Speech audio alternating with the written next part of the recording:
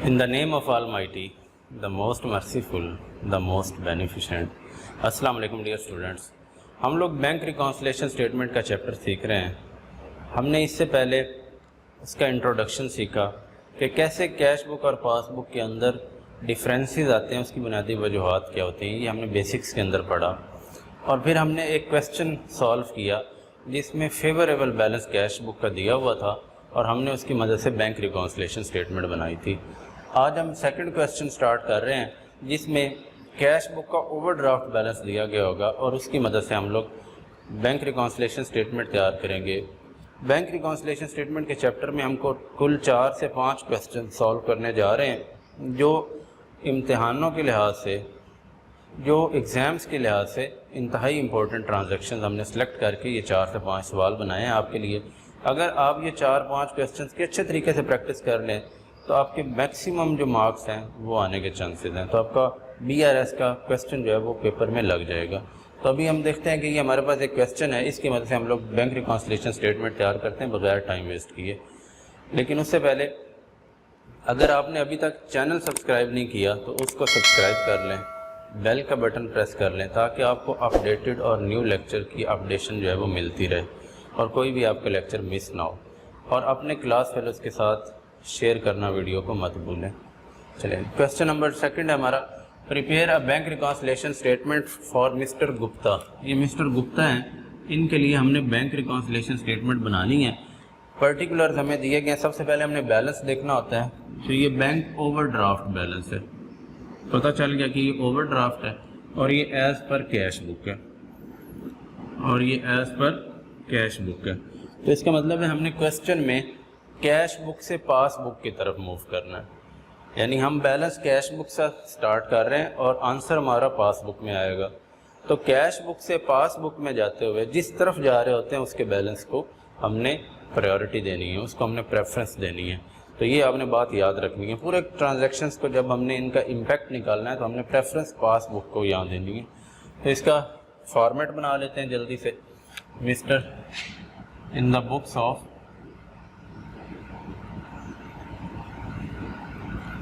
Mister Gupta और यहाँ आ जाएगी बैंक रिकॉन्सिलिएशन स्टेटमेंट।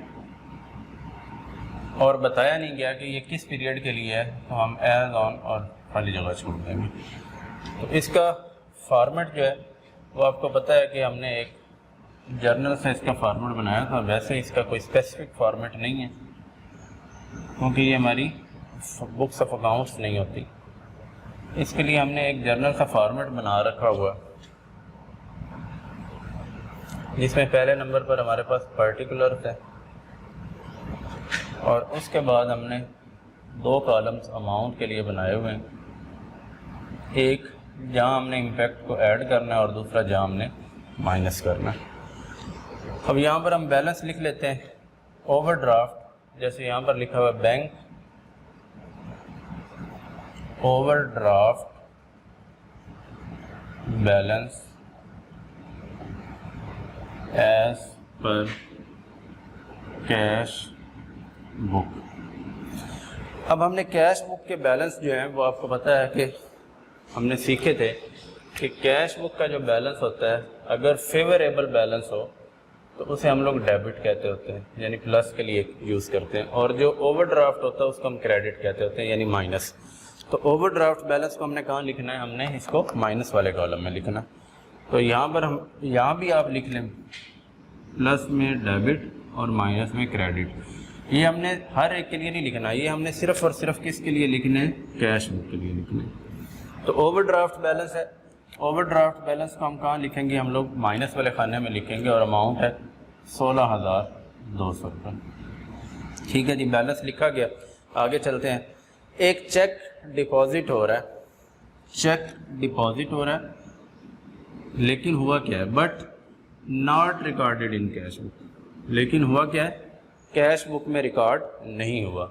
अब आप सोचें, चेक हमने डिपॉजिट करवाया, कैश बुक में दर्ज नहीं किया, इम्पैक्ट इसका क्या निकलेगा। हमने डिपॉजिट करवाया, बैंक ने तुम्हारा बैलेंस बढ़ा दिया होना है, लेकिन हमने कैश बुक में दर्ज ही नहीं किया, तो हमारा कैश बुक का बैलेंस तो बढ़ा नहीं होना, तो डिफरेंस तो आ गया। अब ये डिफरेंस हम लोग इसका इम्पैक्ट जो है वो नोट कैसे करेंगे, यहाँ बना लेते हैं। एक तरफ हम बना लेते हैं कैश बुक, एक तरफ हम बना लेते हैं पासबुक। ठीक है, अपने पास से हम फ़र्ज़ कर लेंगे कि हमारे पास 10,000 बैलेंस है, 10,000 फर्जी वैल्यू ली है, और ये देखें दोनों बराबर हैं। यहाँ पर अभी तक इसका हमने इम्पैक्ट नोट करना है, कोई डिफरेंस नहीं है दोनों में। अब एक चेक हमने डिपॉजिट करवाया, बैंक ने उसको अपने पास जमा कर लिया 700, और बैंक कह रहा है कि आपका बैलेंस पड़ा हुआ है 10,700 मेरे पास, लेकिन हम कैश बुक में दर्ज करना भूल गए। तो कैश बुक क्या कह रही है, आपका बैलेंस, हमारा बैलेंस कितना है यहाँ पे 10,000 है। अब डिफरेंस आ गया। क्वेश्चन हम कैश बुक से शुरू करके पासबुक पे ख़त्म करने जा रहे हैं, कैश बुक से हम पासबुक की तरफ जा रहे हैं। तो जिस तरफ जा रहे होते हैं हमने उसको प्रेफरेंस देनी, हमने इसको प्रेफरेंस देनी है। यानी 10,000 को 10,700 बनाना है, तो 10,000 को 10,700 बनाने के लिए क्या करना पड़ेगा, इसमें 700 ऐड करना पड़ेगा। तो सेम यहाँ पर हम जमा वाले खाने में 700 लिख लेंगे। ऐसे इसका इम्पैक्ट हम निकाल के यहाँ दर्ज करेंगे। यहाँ पर्टिकुलर में लिख लेंगे check deposited but not recorded in cash book. ठीक है जी, समझ आ गई सबको। दूसरी ट्रांजैक्शन की तरफ चलते हैं। Debit side of bank column cost short. Debit side कौन सी होती है, अभी हमने पढ़ा। डेबिट साइड कैश बुक की, जहाँ पैसे आ रहे होते हैं, जब हमारे पैसे जहाँ आ रहे होते हैं कैश बुक में, वो हम डेबिट साइड पे दर्ज करते हैं। यानी ये हमारी रिसीप्ट साइड है, ये हमारे इनफ्लोज हैं। इसका जो बैंक कॉलम है वो कॉस्ट शॉर्ट का मतलब है कम लिखा गया, यहाँ अंडर कस्टेड भी वर्ड आ सकता है। ठीक है, अब डेबिट साइड बैंक कॉलम की हमारी जो है वो कम लिखी गई है, तो उसका इम्पैक्ट कैसे निकलेगा। इधर ऐसे ही जैसे हमने ये किया है, ऐसे ही हम लोग इसका काम कर लेते हैं। यहाँ पे देखें, ये कैश बुक है, ये पासबुक है। जब डिफरेंस नहीं था तो फ़र्ज़ करें बैलेंस था 10,000, कोई ट्रांजैक्शन हुई है, 100 रुपया इधर कैश बुक में कम लिखा गया है डेबिट साइड पे, क्योंकि ये बैंक कॉलम आपको पता है 2 कॉलम कैश बुक के अंदर हमने बैंक कॉलम और कैश कॉलम पढ़े थे, तो ये कैश बुक की डेबिट साइड पे कम लिखा, ये पास बुक में नहीं कम लिखा हुआ। ये याद रखना है, कुछ स्टूडेंट गलती कर रहे हैं कि ये बैंक लिखा हुआ है जी, डेबिट साइड ऑफ बैंक, कि शायद पास बुक में ये कम लिखा हुआ है, तो ये आपने गलती नहीं करनी। बैंक कॉलम कहाँ होता है, कैश बुक में होता है, पास बुक में ये बैंक कॉलम नहीं होता। फॉर एग्जाम्पल 500 की कोई ट्रांजेक्शन थी, तो रिसीप्ट साइड है, डेबिट साइड जो होती है इनफ्लो का दायर करती है। यानी बैंक में फ़र्ज़ करें जी 500 रुपये दर्ज हुए, और कैश बुक में जो है वो 400 दर्ज हुए, 100 रुपये कम दर्ज हुआ, तो इधर है 10,500 और इधर है 10,400। अब हम क्वेश्चन में कैश बुक से पासबुक की तरफ जा रहे हैं, तो हमने प्रेफर इसको करना है। तो 10,400 से 10,500 बनाने के लिए क्या करना पड़ेगा, 100 रुपया जहाँ पे जमा करना पड़ेगा। तो यहाँ 100 रुपया जमा वाले खाने में लिख देंगे, और यहाँ लिखेंगे debit side of bank column cost short. अच्छा, अब आपने कमेंट सेक्शन के अंदर मुझे एक बात बतानी है कि अगर यहाँ पर मैं बैंक कॉलम की जगह पे क्वेश्चन के अंदर लिख दूँ कैश कॉलम, तो फिर इसकी क्या बैंक रिकॉन्सिलिएशन स्टेटमेंट के अंदर क्या एंट्री बनेगी, ये आपने सोच के मुझे कमेंट सेक्शन के अंदर बताना है। मैं नेक्स्ट लेक्चर के अंदर आपको इसके बारे में जो है वो क्लियर कर दूंगा कि किसने ठीक बताया और किसने ठीक नहीं बताया। अभी हम इसको दोबारा बैंक कॉलम कर देते हैं।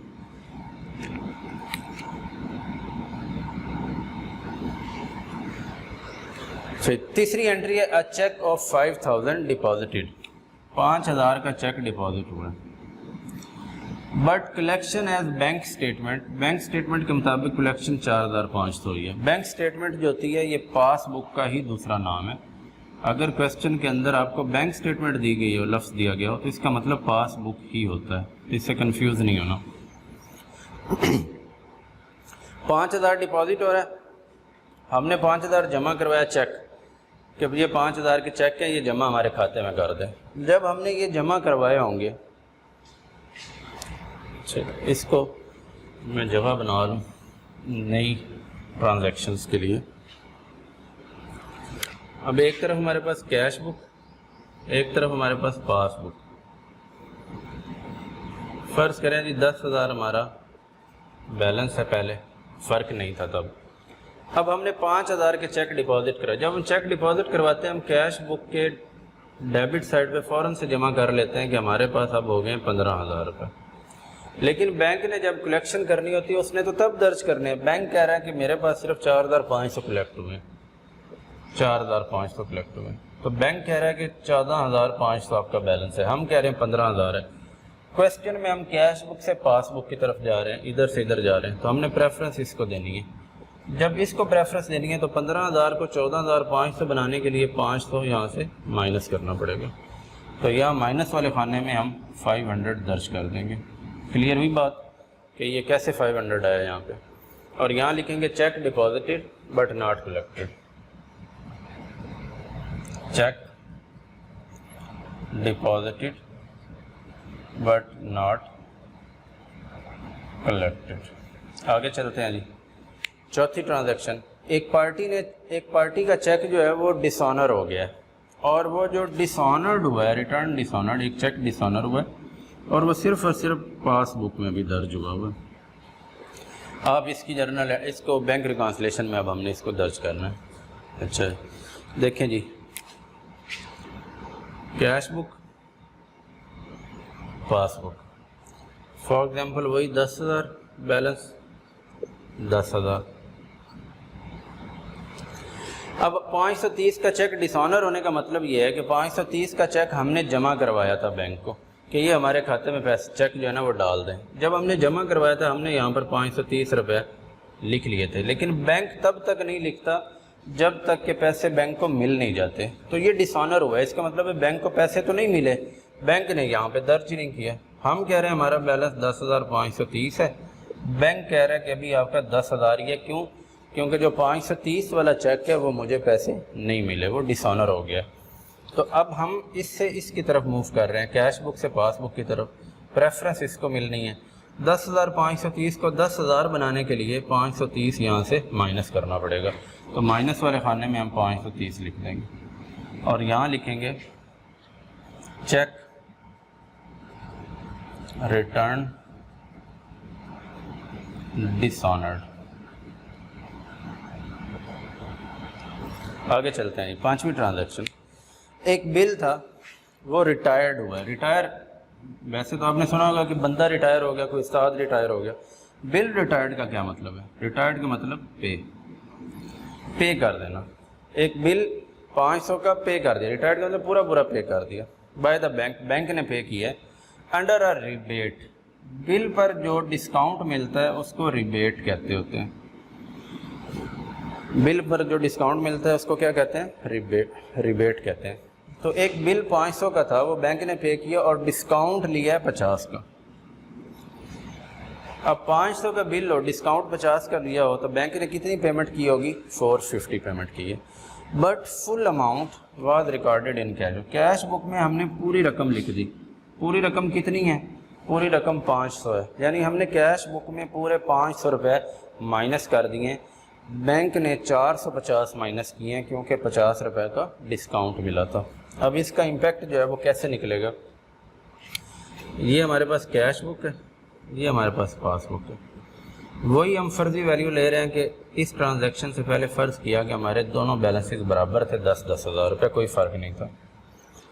अब बिल की पेमेंट हुई है, हमने कैश बुक में फुल अमाउंट लिख दी 500 और अपना बैलेंस निकाल लिया 10,000 में से 500 गया तो हमने बैलेंस निकाल लिया 9,500।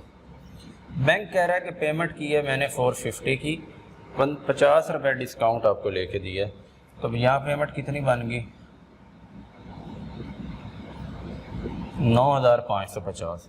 अब क्वेश्चन में हम कैश बुक से पासबुक की तरफ जा रहे हैं तो प्रेफरेंस हमने इसको देनी है।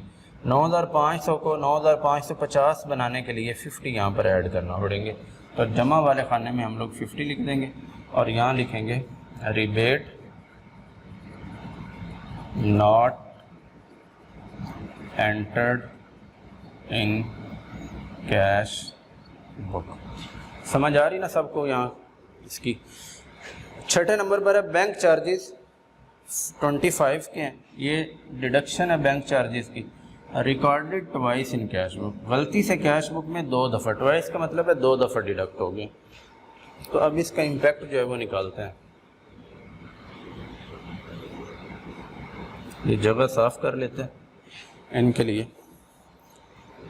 25 रुपये, वही फर्जी वैल्यू की इस ट्रांजैक्शन से पहले बैलेंस 10,000 है। बैंक चार्जेस बैंक ने 25 रुपये डिडक्ट कर लिए और बैंक कह रहा है कि आपका बैलेंस है 9,975 रुपये।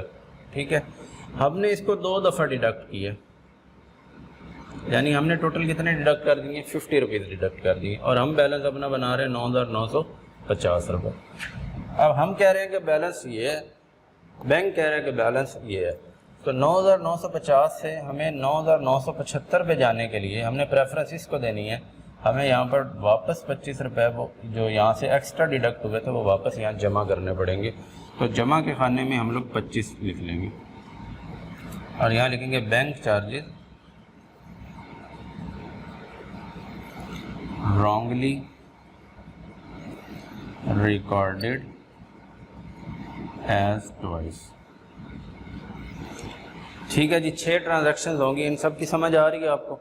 7वीं की तरफ चलते हैं। एक ये बड़ी इंपॉर्टेंट है, इस पर स्टार लगाएं।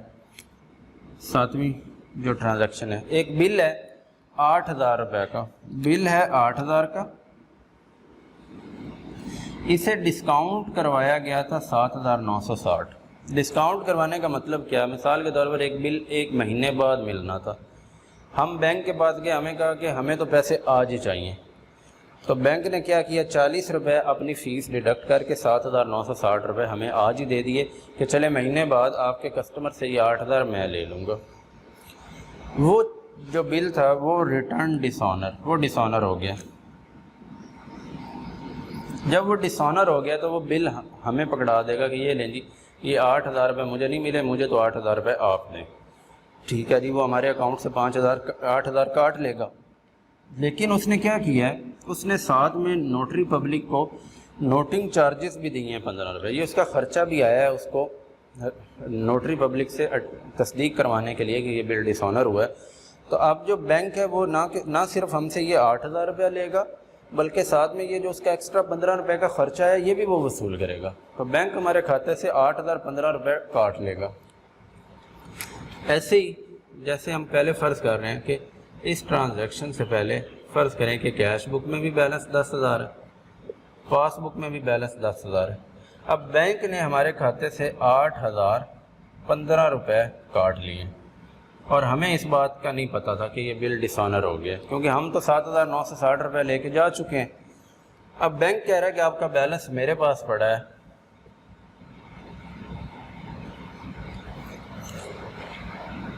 1,985 रुपये और हम कह रहे हैं कि हमारा बैलेंस है 10,000। लेकिन हम क्वेश्चन में कैश बुक से पासबुक की तरफ जा रहे हैं। पासबुक की तरफ जाते हुए प्रेफरेंस भी पासबुक को मिलेगी। तो 10,000 से 1,985 बनाना है तो यही 8,015 जो है वो हमें माइनस करना पड़ेगा। तो ये जो 8,015 है ये हम माइनस वाले खाने में यहाँ दर्ज कर देंगे। यहाँ लिखेंगे बिल या लिखें डिस्काउंटेड बिल रिटर्न डिसऑनर्ड। ठीक है जी, ये दर्ज हो गया। ये इंपॉर्टेंट ट्रांजैक्शन है। आप में से कुछ बच्चे जो हैं वो 7,960 को लिख के आ जाएंगे। 7,960 का अब काम ख़त्म हो गया, वो डिस्काउंट हो गया था, अब उसका कोई लेना देना नहीं है। 8वीं ट्रांजैक्शन है चेक डिपॉजिट हुआ, check deposited but not yet collected, अभी तक कलेक्ट नहीं हुए। तो ये कौन से चेक होते हैं जो अभी तक कलेक्ट ना हुए हों? ये अनकलेक्टेड चेक्स होते हैं। इनका इम्पैक्ट कैसे निकाला जाता है? इनका इम्पैक्ट ऐसे निकाला जाता है, इस ट्रांजैक्शन से पहले फ़र्ज़ किया बैलेंस 10,000 है दोनों तरफ, चेक डिपॉजिट करवाते हैं जब हम, ये 2,320 के चेक हैं तो हम फ़ौरन कैश बुक में जमा कर लेते होते हैं। तो हमने अपना बैलेंस बना के बैठे हुए हैं 2320 रुपये, 12,320। बैंक कह रहा है कि अभी कलेक्ट नहीं हुए, बैंक कुछ भी नहीं जमा करेगा, तो 10,000 ही रहेगा। क्वेश्चन में हम कैश बुक से पासबुक की तरफ आ रहे हैं, तो प्रेफरेंस हमने पासबुक के बैलेंस को देनी है। तो जो ये 2320 हमने जमा किया हुआ है, 12,320 बनाया हुआ है, तो 10,000 बनाने के लिए इसको यहाँ से हमें माइनस करना पड़ेगा। तो माइनस वाले खाने में लिखेंगे 2,320 रुपये और यहाँ लिखेंगे uncollected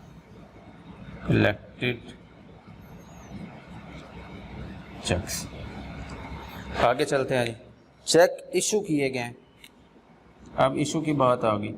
but not yet presented for encashment. Encashment का मतलब है पैसे निकलवाने के लिए चेक अभी तक प्रेजेंट नहीं हुआ, और 1,250 रुपये के। अब इसको हम लोग कैसे दर्ज करेंगे?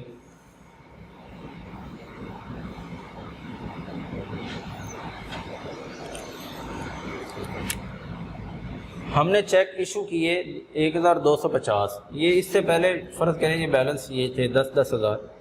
1,250 जब हम इशू करते हैं, जैसे हम डिपॉजिट करते हैं तो हम फ़ौरन कैश बुक में जमा कर लेते हैं, इसी तरीके से जब हम लोग इशू करते हैं तो हम कैश बुक से फ़ौरन माइनस कर देते होते हैं। तो हमने ये इशू किए 1,250, हमने माइनस करके अपना बैलेंस निकाल लिया 8,750 रुपये। बैंक जो है वो कह रहा है कि मेरे पास अभी तक कोई बंदा पैसे लेने नहीं आया, तो बैंक का बैलेंस 10,000 ही रहेगा। बैंक उस पर मिन्नत नहीं करेगा, भाई आपको चेक मिला हुआ है, आप आ जाओ, आके पैसे निकलवा लो अपने। तो अब हम क्वेश्चन में कैश बुक से पासबुक की तरफ जा रहे हैं, हमने प्रेफर पासबुक को करना है। तो 8,750 से 10,000 बनाने के लिए ये जो हमने माइनस किया हुआ है 1,250, ये हमें यहाँ पे ऐड बैक करेंगे, तब ये 10,000 बनेगा। तो यहाँ हम लिखेंगे जमा वाले खाने में 1,250 रुपये, और ये हैं हमारे अनप्रेजेंटेड चेक्स।